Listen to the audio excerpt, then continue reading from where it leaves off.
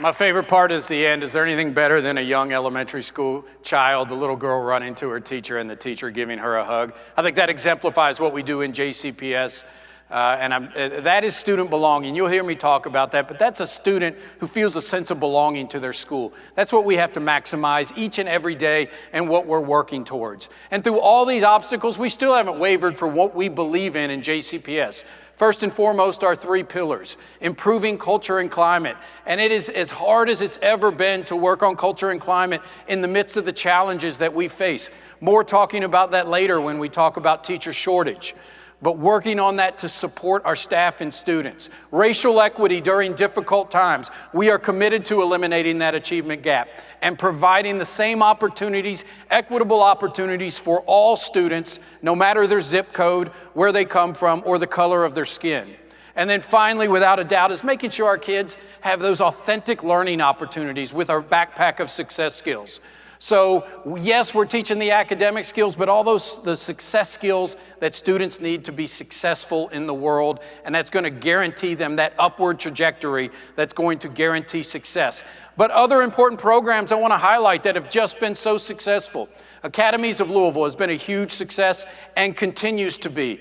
Even when we had difficult time bringing students in to test for certifications, our students and our high schools still work to make sure students were on pathways to get a diploma plus. We are on path for record-setting transition readiness, which was college and career readiness. Can't wait to see what happens with the class of 2022. Class of 2021, record graduation rates in JCPS, most of all time. So 22, you're on call to make sure that we get above that number right there. We're also adding Explorer Academies and Pathways to JCPS, which is middle school. So we make sure we engage our middle school students and prepare them to select a high school based on something that they are passionate about.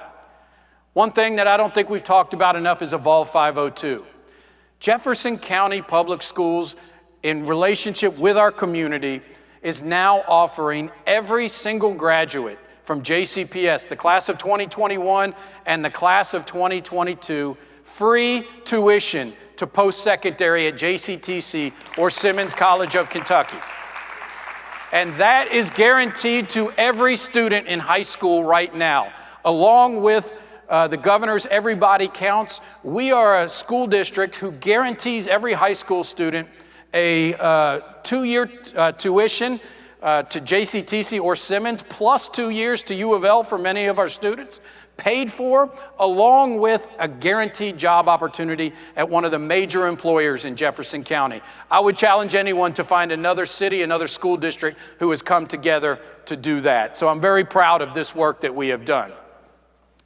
But also knowing that we haven't changed, we know there's a lot of things we have to focus on and work towards change. We have changed a great deal in the past 2 to 3 years, even during the pandemic. But we know we have more to do.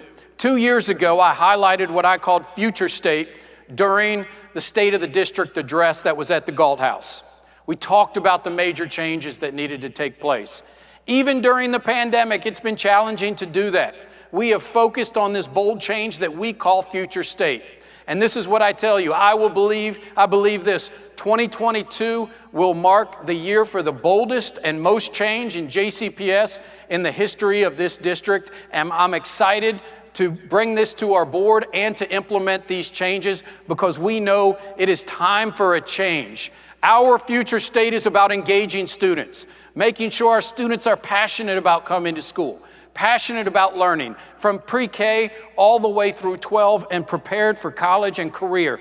But we cannot do this if they don't have that sense of belonging and feel a sense of engagement in the learning and what they do in every single school.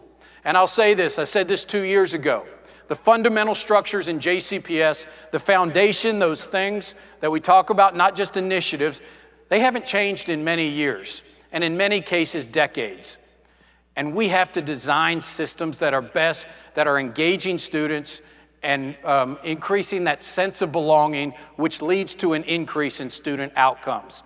I'm so proud of this district and our board. Even during challenging times, we brought a revenue increase. We brought a revenue increase to our board and to the taxpayers of this community in order to fund this future state. We are getting close to the end of the road on that, where I believe we will have the funding necessary to support every child in Jefferson County.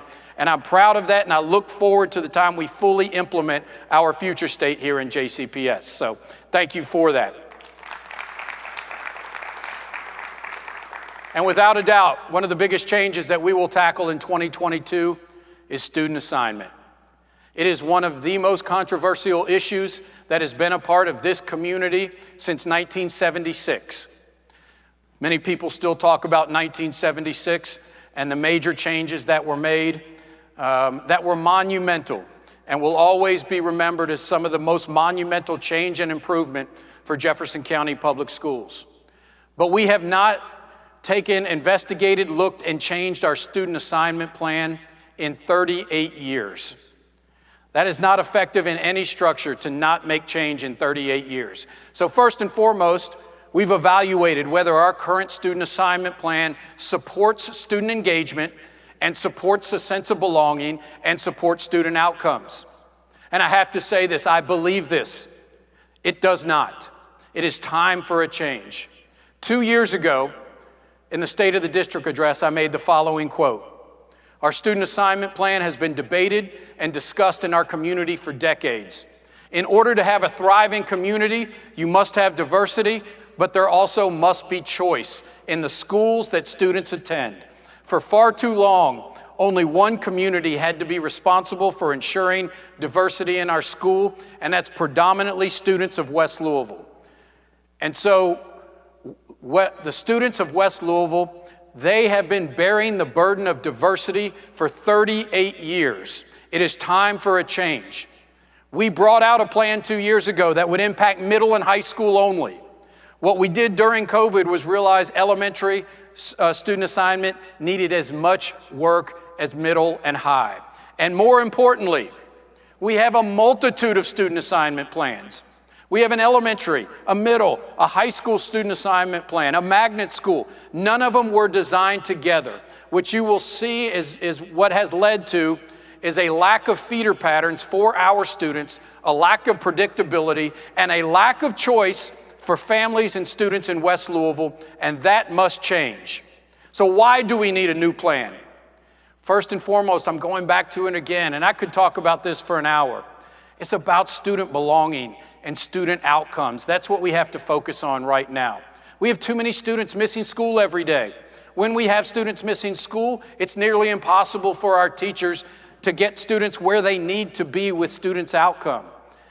When any family has the opportunity to choose a school based upon a curricular need, and we have so many opportunities in JCPS, the likelihood of student belonging and outcomes and success for students dramatically increases. And that's what we have to make sure that we build in our student assignment plan, and it is long overdue. So we have to look at student belonging that we have right now based upon what's happening with our students. I believe student belonging and engagement in school is the most important part, and research supports this in student outcomes. When a student does not feel a sense of belonging to their school or engagement, they will not be successful. One example of this in JCPS, and we have to be honest with this, our comprehensive school survey showed this number right here. Only 62% of our black female high school students tell us they feel a sense of belonging at their school. That's far too low and well below every other group. We must make a change. Too many of our students are not feeling a sense of belonging. It's not just student assignment. There's many other factors that lead to that. But we have to say student assignment is having an impact on that. We know as well, as the next one, 75% of our middle and high school students who attend a school outside of their own community, and it isn't their choice, are missing 6 or more days of school. That is the benchmark when achievement begins to be negatively impacted. 3 out of 4 students are missing 6 or more days of school. That has to change if we expect outcomes to change. And as I told you before, because we designed elementary, middle, and high, there is a lack of predictability in families, and even worse, this is a look at our feeder patterns from middle to high school. This is hurting our students' sense of belonging. I look at the school I was principal at, Doss. You can see that these are the middle schools that feed into Doss. Carithers, Conway, Cameron, Ramsey, Stewart, from all corners of the city. That has to change. We can't build structures and programs and systems to support students in transition and build these programs like the Explore pathways into the academies of Louisville if there is not a pathway between elementary, middle, and high schools. And even more concerning, we took 1 square mile of West Louisville, 1 square mile, and the elementary students in that square mile attend 43 different elementary schools. You would not find that same number anywhere else in the entire city. And if we are going to support student belonging and choice, which I will say once again, 75% of our elementary school families put a school close to home as their first choice. And finally, I'll tell you this. This is an actual student in JCPS. Their journey through JCPS, not by choice, but by assignment. Student went to King Elementary, right up the street from where we stand right now. Their middle school assignment is Cameron Middle School, all the way out in East Louisville near Ballard High School. Their high school that they were assigned to go to, was Valley High School in Valley Station, which you know is in the complete opposite corner of the city. We have a parent today who had a child in Cameron Middle School and a child in Valley High School based on student assignment. That must change. And I know it's going to be hard. There is no doubt about it. It's really why not any other boards or superintendents have tackled this issue in 38 years, because of the challenges that come with that. We already know right now we are the 4th most segregated city in America by housing patterns, which makes diversity in schools very, very challenging. There is no doubt. But one thing we are committed to do is to provide choice to families in West Louisville and make sure we resource those schools, provide the funding that they need to be successful, be open and transparent about the process. One thing we know, in short, we can all debate what the answer is. What we cannot debate is that our student assignment plan that we currently have is not working, and it's time for a change. It's time for us to come together throughout the spring, work on a new student assignment plan, bring recommendations to the community, get feedback, bring a final recommendation to our board, and make a change as soon as possible to support the students of Jefferson County Public School. And this is about all of our students when we look at feeder patterns, not just those in West Louisville. Predictability, increasing choice in our magnets. There's going to be significant movement in magnets as well. And I think it is all so important for student belonging and student outcomes. Along with that, I talked about Future State earlier, and you will see these were the tenets I talked about 2 years ago. We've been moving forward on these. First and foremost, facilities. We're opening 4 new schools in the next 18 months, 2 at the start of the next school year. I can't wait to cut the ribbon on that. That's more schools than we've opened up in this entire century. So it is a great time for our facilities in JCPS, but we have a long way to go. You know we're investing another $100 million coming soon, but this is just the beginning. I can't wait to begin to bring our facilities into the 21st century. It's an exciting time, and to do that in every single school. We need to invest in our students who need it the most. We need additional learning time, tutoring for our students, investing in tutoring and our academic centers that will be opening soon to provide additional learning time for all of our students, and without a doubt, invest in our staffing. We can't do this work of the future state without making sure that we have great teachers and great educators in every classroom and every school. Also, we're working on start time to schools. We know asking students, high school and middle school students, to get up at 5:30 and 6 in the morning is not healthy for our students, their mental health, their physical health, and the outcomes that come with that. We haven't changed start times in 4 decades. It is time to make that change. We are going to bring a proposal, a phased-in proposal, over 2 years to change those start times that is going to change outcomes for our kids. It is impacting attendance. We must get kids in school if we expect outcomes to change, and we must change our start times and our patterns to make our current bus situation with bus drivers sustainable. We'll be asking for public support on these and phasing this in, but this is a critical change for JCPS. And I'm really proud of the security plan we passed. We're in the middle of implementation, $7.5 million investment in safety and security in our schools for the 22-23 school year. We know kids are suffering in communities. We know communities are facing violence in this city like we haven't seen before and all across America. And unfortunately, many times schools are a microcosm of the community. We have to support that safety and security. We're going to bring 30 SSOs, school safety officers, that will work 5 to 6 schools. Then we're also going to have a safety administrator in every middle and high school to build relationships with kids and make sure that we can support safety and security full-time in all of our schools. We're working on this plan right now, implementation, hiring, training. Look forward to implementing this in August at the start of the school year. And as I finish up today, can't say that I can't finish up without talking maybe something that I'm most passionate about right now, and that is the teacher and educator shortage in this community, in this Commonwealth, and in this nation. We have a crisis on our hands, folks. We have a real crisis on our hands. We will be able to mitigate it in JCPS for the foreseeable future. But this is not just an urban problem. This is a suburban problem. This is a rural issue as well. I talked to superintendents across the state, and we have to ask why. Why does the University of Kentucky, the #1 certifying institution for teachers in the state, have 300 less candidates than it did just 6 years ago? Just 6 years ago. And I believe it's this. What are we asking our educators to do? We continue to ask teachers, administrators, superintendents, bus drivers to do more than they've ever done with less.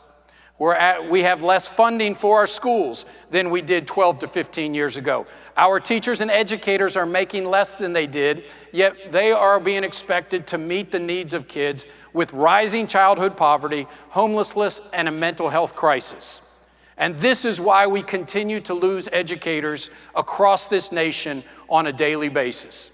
We have to make a change. I won't even get into the political side and the political narrative that is around teaching in public schools right now. But that is driving away educators from the system right now. If we don't address this and make a change, this nation will be facing a major crisis in 10 years, and I am committed to doing what I need to do to make sure we support the educators in JCPS so that we can be successful and meet the needs of our future state.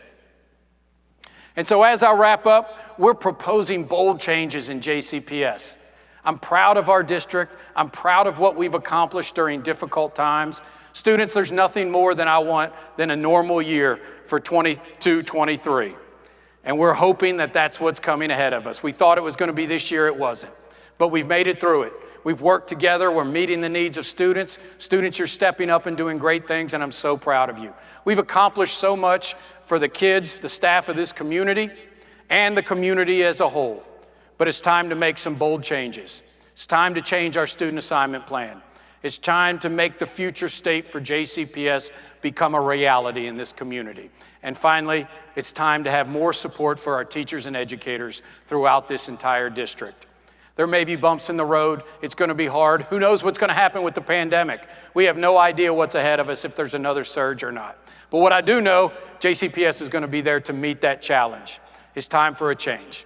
Thank you.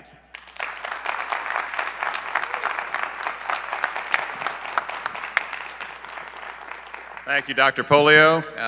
As sort of a reward for you students showing up, we've decided that you get to ask a few questions of Dr. Pollio after his speech. So Quinn, I think you had sent us a question. So Quinn, why don't you give your question to Dr. Pollio?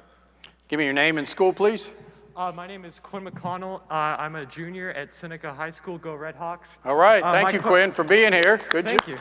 My question for you is, attendance has gotten worse since the pandemic started. What can we, peers, peers, schools, JCPS, and the community all do to help improve school attendance? Well, it's a great question, Quinn, and there is no doubt attendance has suffered as a result of the pandemic. I do want to say this. Student attendance was an issue prior to the pandemic as well. You know, when we look at many times nearly a third of our students that have or could be chronically absent, that's an issue we have to deal with. So first and foremost, as I said, student assignment, I believe negatively impacts student attendance. You have peers in your school who they have a long bus ride before they begin school. And I have no problem with that, and I support that as long as it's the family's choice. But what I would also say is that as a community, we have to meet the medical needs of our students. We have to meet the social needs of our students, many of the reasons why students miss. But I also think as our schools, our educators, and our peers, we have to reinforce the importance of being there every single day. I know that when I talk to employers, it's one of the things they lament is employee attendance. And so I think as a younger generation, the thing that we can do the most and you can do with your peers is to reinforce how important it is to be in school every single day. Obviously, unless you're sick, quarantine has had a major part of that. Those that have had COVID, I would always say to stay away from school in that situation. But at any other time, make sure that we get to school every single day. Thank you, Quinn. No problem.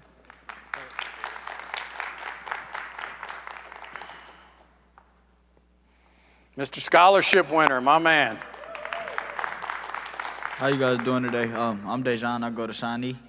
Go Golden Eagles, you know. My question is, how do you think the pandemic impacted the student learning?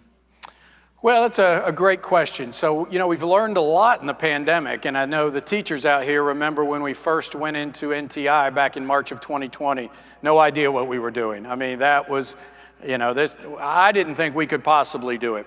Fast forward 2 years, and when we went into NTI for 9 days, few weeks back, it was like seamless. You know, kids took home laptops, they logged on, it was really impressive what we saw. But we also know that not being in school in person had a negative impact on learning overall. Some students, I think, benefited from it. But for most, the relationships that they have with teachers, the interactions they have with adults, for many of our kids, those are the best interactions they have at any time in their life. And so, you know, I think that was the biggest impact, and I think it's led to, obviously, we know there's a mental health crisis all across America, but with school-age children as well. So I think missing that important part of the relationship with students is the most important thing. We're going to continue to work to meet those academic needs with things like high-intensity tutoring, virtual tutoring, hubs for students after school. That's going to be a multi-year process, but you just can't replace the relationships that you probably have with teachers and coaches and all the things you probably missed. Yes, sir. Thank you. Thank you, sir. Congratulations.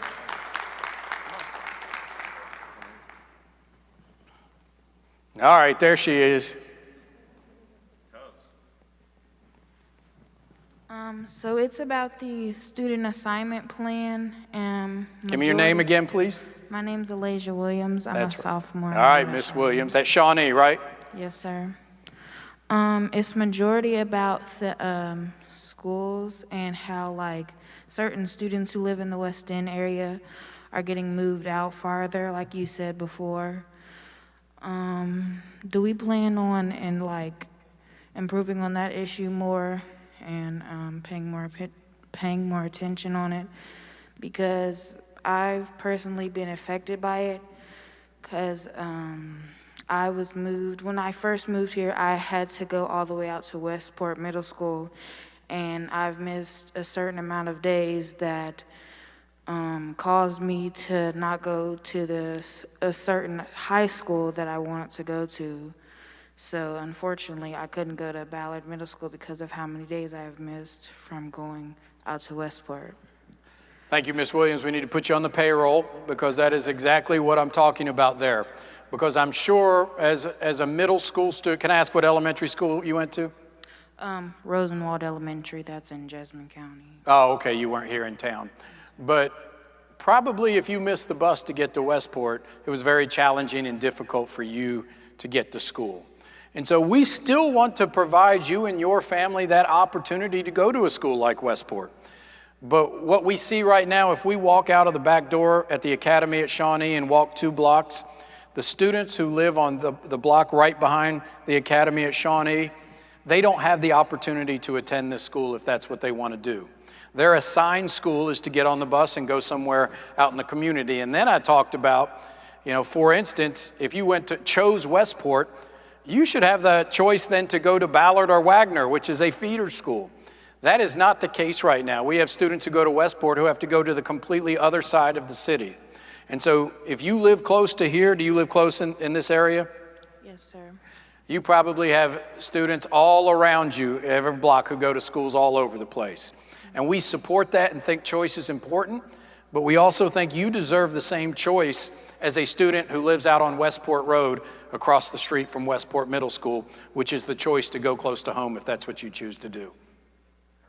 Thank you. Thank you, Ms. Williams. Any final comments?